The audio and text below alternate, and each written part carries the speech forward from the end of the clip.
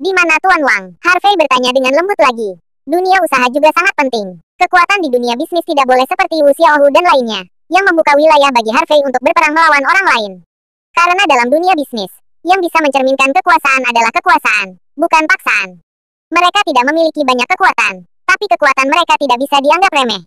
Berbicara tentang Wang Ruida saja, meskipun dia bukan sosok seperti Xiao Yue, selama dia bersedia mengeluarkan uang, pasti ada banyak sekali Xiao Yue yang bersedia melakukan sesuatu untuknya. Yang lebih penting lagi, hanya dengan menciptakan rantai bisnis yang lengkap kita dapat memastikan aliran dana yang cukup. Kawasan bisnis adalah sapi perah. Seiring dengan berlanjutnya kawasan bisnis, uang akan terus mengalir. Baik untuk mendirikan yayasan atau menghadapi keluarga Min Cheng Ye di masa depan, kekuatan ini tidak bisa dianggap remeh. Oleh karena itu, Harvey tidak pernah santai dalam aspek ini. Tuan Ye, di sini, di kawasan bisnis, dengan bantuan grup Huan Yu, tidak ada masalah. Petik 2. Kemudian dalam 2 hari terakhir, setelah mengetahui bahwa keluarga Namong bekerja sama dengan kami, implementasi rencana kami berjalan lancar. Petik 2. Lagi pula, tidak banyak perusahaan yang bisa dikenali oleh keluarga Namong, dan banyak juga orang yang ingin berteman dengan keluarga Namong melalui kami. Petik 2. Jadi saat ini, kota Haidong, di bawah level menengah komunitas bisnis, telah didirikan dengan kuat oleh grup Yunwo kami. Ambil kendali, Wang Ruida dengan cepat menjawab. Saat dia mengucapkan kata-kata ini, Wang Ruida tidak bisa menyembunyikan kegembiraan di wajahnya. Pencapaian besar ini adalah sesuatu yang belum pernah dia raih bahkan ketika dia berada di kota Jiangnan. Lebih penting lagi, sebagai pengusaha asing di kota Haidong, Wang Ruida dipandang rendah oleh banyak pengusaha lokal. Tapi sekarang, mereka yang dulu meremehkannya semuanya mempermalukan dan tersenyum pada Wang Ruida, yang membuat Wang Ruida semakin bersemangat. Baik, Tuan Wang, mohon lebih perhatikan di sini dan pastikan tidak ada yang salah. Saya jamin ketika kita membutuhkan dana, kita bisa mengeluarkannya secepat mungkin. Harvey mengangguk. Tuan Ye, saya mengerti. Wang Ruida mengangguk dengan serius. Tuan Ye, saya tidak mengerti. Mengapa Anda menganggap dunia bisnis lebih serius daripada saudara Qiang? Wu Xiaohu menggaruk kepalanya dan bertanya dengan sedikit kebingungan. Wang Ruida punya beberapa tebakan di benaknya, tapi dia tidak berani mengatakan apapun. Harvey merenung selama 2 detik, lalu berkata dengan lembut, hanya dengan mengendalikan PDB suatu kota kita dapat memahami inti kota. Petik 2. Demi keharmonisan dan stabilitas, kekuatan saudara Qiang dapat dengan mudah dihancurkan. Petik 2. Tetapi selama Tuan Wang tidak bertindak terlalu jauh, para petinggi tidak akan pernah mengambil tindakan terhadap Tuan Wang dengan mudah. Petik 2. Karena begitu kekuatan bisnis kita runtuh, PDB kota pasti akan anjlok, dan banyak lagi orang-orang akan menghadapi pengangguran. Ini hanya dangkal, masih banyak perselisihan rahasia. Oleh karena itu, kawasan bisnis sangat penting. Petik 2. Hanya jika Anda mengendalikan kekuatan yang cukup barulah Anda dapat dihargai oleh atasan. Harvey menyipitkan matanya sedikit dan mengungkapkan pikiran sebenarnya di depan semua orang untuk pertama kalinya. Tuan York, Anda ingin dihargai oleh atasan, gumam Wu Xiaohu. Tentu saja, Harvey mengangguk dan berkata, selama kita berada di kerajaan naga, kita harus mematuhi peraturan tempat ini.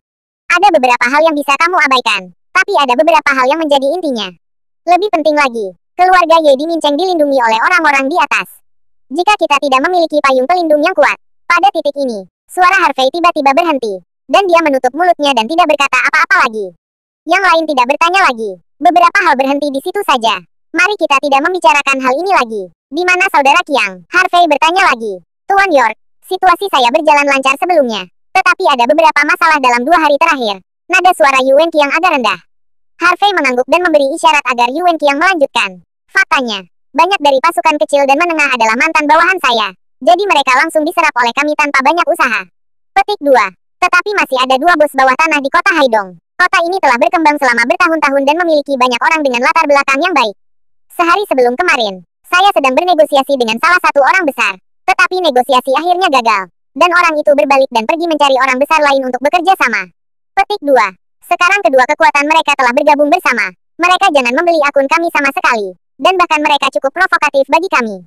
Saya sedikit ragu-ragu sekarang. Yuan Qiang sedikit mengernyit. Bagaimana menurutmu? Harvey bertanya. Entah bertarung dengan mereka. Tapi pertarungan skala besar pasti akan menarik perhatian banyak kekuatan. Petik 2. Atau, pisahkan kedua keluarga. Yuan Qiang mengungkapkan pikirannya. Itu tidak mungkin, kataku. Hanya ada satu suara. Harvey langsung memblokir jalan kedua. Namun jika terjadi perkelahian pasti akan berdampak besar. Dan jika kedua kekuatan itu bersatu, sulit untuk mengatakan apakah Yuan Qiang bisa bertarung bersama. Tuan York, tangkap pencurinya dulu dan tangkap rajanya dulu. Saya mengirim beberapa orang untuk membunuh mereka berdua. Petik 2. Jika Anda tidak dapat membunuh Ye Peng, tidak sulit untuk membunuh 2 bajingan kecil dari dunia bawah tanah. Wu Xiaohu segera menjawab. Mata Yuan Qiang tiba-tiba melebar dan dia berkata, tidak. Kamu tidak boleh melakukan ini. Mereka bukan bajingan kecil. Petik 2. Mereka tidak hanya memiliki status yang tinggi, tetapi dikatakan bahwa kekuatan di belakang mereka juga sangat kuat. Petik 2. Jika kita tetap diam jika kita menghancurkan mereka, saya khawatir orang-orang di belakang mereka akan membalas dengan liar. Petik 2. Ketika saatnya tiba, sulit untuk mengatakan apakah kita dapat menahannya. Yu Wenqiang sedikit khawatir. Kalau begitu aku akan terus membunuh. Aku akan membunuh siapa saja yang berani membela mereka, kata Wu Xiaohu dengan marah. Harvey tidak berkata apa-apa, memikirkan masalah ini dalam pikirannya. Kekuatan harus bersatu, tidak hanya dapat meningkatkan kekuatan, tetapi maknanya juga luas jangkauannya. Oleh karena itu, kedua kekuatan ini harus menemukan cara untuk mencernanya. Tapi di mana mencernanya? Saat ini, ponsel Yu Wenqiang berdering. Apa? Yu Wenqiang menjawab telepon dan mendengarkan selama 2 detik sebelum dia tidak dapat menahan diri untuk tidak berteriak dengan marah. Itu salah mereka. Aku akan pergi sekarang. Setelah mengatakan ini, Yu Wenqiang langsung menutup telepon. Apa yang terjadi? Harvey bertanya. Tuan York, dua kekuatan yang baru saja saya ceritakan telah mengambil inisiatif. Mereka tiba-tiba mulai menyerang wilayah kami sekarang. Hanya dalam 10 menit, mereka menghancurkan 3 toko kami. Yu Wenqiang mengertakkan gigi dan melaporkan, jalan. Harvey sedikit mengernyit dan berkata, ayo kita lihat. Semua orang berjalan keluar dari atap dan berkendara menuju lokasi kejadian. Jalan Hanan di distrik Nancheng. Jalan ini sedang dihancurkan oleh banyak orang. Menggambarnya, Anda ingin membuat tongkat di kota Haidong. Apakah Anda mendapat persetujuan dari kakek? Keluar, keluar, ratusan anak muda. Semuanya memegang pisau, senjata dan tongkat. Memukuli benda-benda dan berteriak dia mengumpat dengan najis. Orang-orang ini berkumpul untuk menyerang tempat-tempat milik Yu Wenqiang. Tidak ada yang berani berbicara. Banyak pelanggan di toko yang begitu ketakutan sehingga mereka terburu-buru melarikan diri dan bahkan lupa melunasi tagihan mereka. Saat ini, deru mesin mobil terdengar, dan beberapa mobil melaju dengan cepat di kejauhan. Pejalan kaki yang tak terhitung jumlahnya berlarian di kedua sisi jalan, bersembunyi dari orang-orang di kejauhan. Harvey duduk di dalam mobil dan memandang orang-orang di kejauhan dengan ekspresi dingin. Bas, Santana langsung menyalakan performa tertinggi, dan knalpotnya menyemburkan gas buang berwarna putih, melesat ke arah depan dengan ganas. Di kejauhan, ratusan anak muda berkumpul di jalan, berjalan dengan angkuh ke depan. Selama itu adalah tempat milik Yu Wenqiang, dia akan masuk dan menghancurkannya, dengan tujuan yang sangat kuat. Ketika mereka melihat Santana putih berlari ke arah mereka, tanpa sadar mereka semua terkejut. Haha, persetan denganku, aku berdiri di sini. Mari kita lihat apakah dia berani menabrakku. Seorang pria muda dengan rambut dicat kuning mencibir. Setelah mengatakan ini, pemuda berambut kuning itu berjalan langsung ke depan. Haha, umurmu berapa? Kamu masih mencoba menakut-nakuti orang dengan mobilmu. Biarkan dia menabrak satu dan mencobanya. Petik 2. Saat dia berbicara, beberapa anak muda melangkah maju. 5 atau 6 anak muda semuanya tampak sangat menghina. Bas-bas, kecepatan White Santana tidak melambat, melainkan menambah gigi lagi dan menabrak semua orang. Senyuman di wajah beberapa anak muda berangsur-angsur membeku, dan tanpa sadar mereka ingin mundur.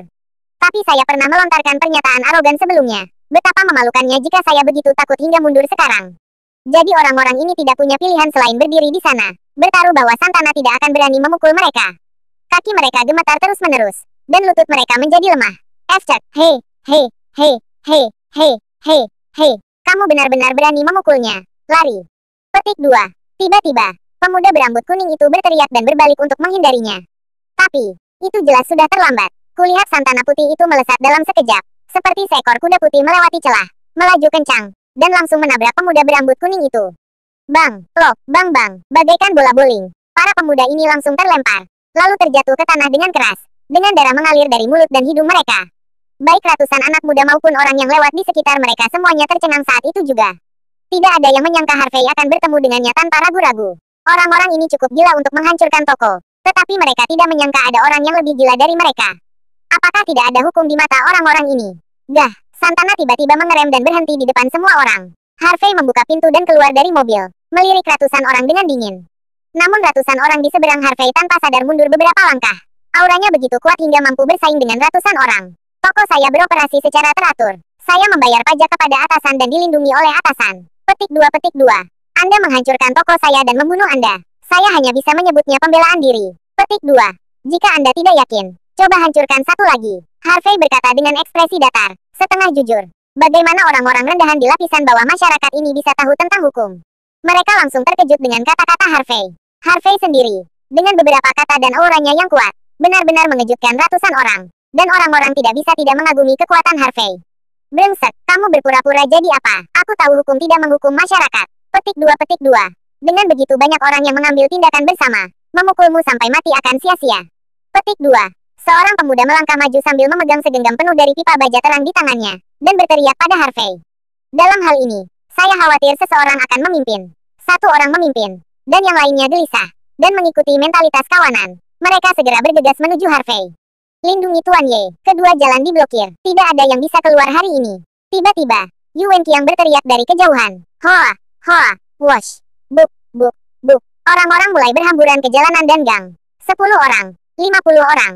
Tidak, jumlah orang saat ini harus dihitung dalam satuan ratusan. 100 orang, 500 orang, 800 orang, ribuan orang. Jumlahnya tidak kurang dari 1000 orang. Dan mereka dikepung secara padat di sini. Kendaraan yang tak terhitung jumlahnya langsung memblokir kedua ujung jalan. Dan orang-orang ditempatkan untuk menjaganya. Tidak ada yang bisa keluar dengan mudah. Tidak peduli apakah ratusan anak muda di seberangnya atau beberapa orang yang sedang berbelanja di jalan saat ini. Mereka tidak berani bergerak. Ribuan orang langsung membentuk lingkaran, mengelilingi ratusan orang di seberang. Harvey berdiri di tengah kerumunan, dan Yu Wenqiang serta yang lainnya mengikuti dan berdiri di belakangnya. Di antara kerumunan ratusan orang di seberang, sebuah jalan akhirnya perlahan terpisah, dan 2 orang parubaya keluar. Dari 2 pria parubaya ini, salah satunya memiliki wajah berdaging dan perawakan sangat kuat. Yang satu lagi mengenakan jas dan sepatu kulit dan tampak seperti pengusaha sukses. Tuan Ye, yang kuat bernama Fan Hongwei, dan yang berjas disebut Wu Kaisan. Fan Hongwei tidak sekuat Wu Kaisan, karena Wu Kaisan sangat menakutkan terlepas dari kekuatan atau latar belakang pribadinya. Yu Wenqiang melihat ini. Harvey memandang mereka berdua dengan tenang dan mengangguk sedikit untuk mengungkapkan pemahamannya. Keduanya memiliki aura yang kuat, dan bahkan ketika dikelilingi oleh ribuan orang, mereka keluar tanpa demam panggung. Elang memandang serigala dengan sikap menghina dunia. Bawahan di sekitar mereka semua memandang mereka berdua dengan kagum. Orang-orang yang berbelanja di kejauhan juga terkejut kali ini. Ternyata Wu Kaisan dan Fan Hongwei, keduanya benar-benar keluar bersama. Hai, Fan Hongwei telah bekerja di kota Haidong selama lebih dari 20 tahun. Dia mulai nongkrong di jalan ketika dia masih seorang remaja. Dia naik ke tempat ini selangkah demi selangkah. Posisi. Ya, Fan Hongwei memiliki setidaknya 600 orang di bawah komandonya. Dan orang-orang ini hanyalah sebagian kecil. Yang lebih menakutkan adalah Wu Kaisan. Jumlah rakyatnya hanya jauh lebih besar daripada Fan Hongwei. Yang paling penting adalah dikatakan bahwa Wu Kaisan memiliki latar belakang yang sangat menakutkan. Itulah sebabnya dia bisa memimpin pasukan bawah tanah di distrik Nancheng, Haidong Kota. Para penonton sangat ketakutan melihat 2 orang ini. Rahang mereka hampir terjatuh. Terutama kaum muda yang memandang Wu Kaisan dengan kagum. Wu Kaisan ini benar-benar bos super di jalanan distrik Nancheng. Tidak berlebihan jika dikatakan bahwa Wu Kaisan adalah pemimpin pasukan bawah tanah di distrik Nancheng. Sebelum Yu Wenqiang dan yang lainnya mendapatkan momentum, Wu Kaisan dengan kuat memegang posisi dominan di distrik Nancheng, dan tidak ada yang berani bersaing dengan Wu Kaisan. Selain itu, Wu Kaisan juga memiliki pasukannya sendiri yang bercokol di wilayah perkotaan lainnya. Wu Kaisan tidak hanya memiliki latar belakang yang dalam dan banyak bawahan, tetapi juga sangat kuat. Sungguh mengejutkan semua orang bahwa orang mulia seperti dia akan datang ke tempat ini. Apakah 2 orang besar Wu Kaisan di sini hanya untuk pemuda berpenampilan biasa itu? Yu Wenqiang, tahukah kamu bahwa ada seseorang di balik layar yang akhirnya berani keluar menemui orang hari ini? Fan Hongwei mencibir, mengerutkan bibir dan mengutuk Yu Wenqiang. Yu Wenqiang ingin segera berbicara, tetapi Harvey menghentikannya dengan tangannya. Kamu benar-benar ingin bertemu denganku. Jejak geli muncul di sudut mulut Harvey. Haha, kenapa? Kamu adalah tikus di selokan. Kamu tidak bisa melihat cahaya. Atau kamu tidak bisa melihat publik. Mungkinkah kamu melakukan sesuatu yang buruk? Fan Hongwei mencibir lagi. Saya pikir Anda akan segera menyesal melihat saya. Harvey perlahan meletakkan tangannya di belakang punggungnya. Nadanya tenang tetapi memberikan perasaan yang sangat bangga kepada orang-orang.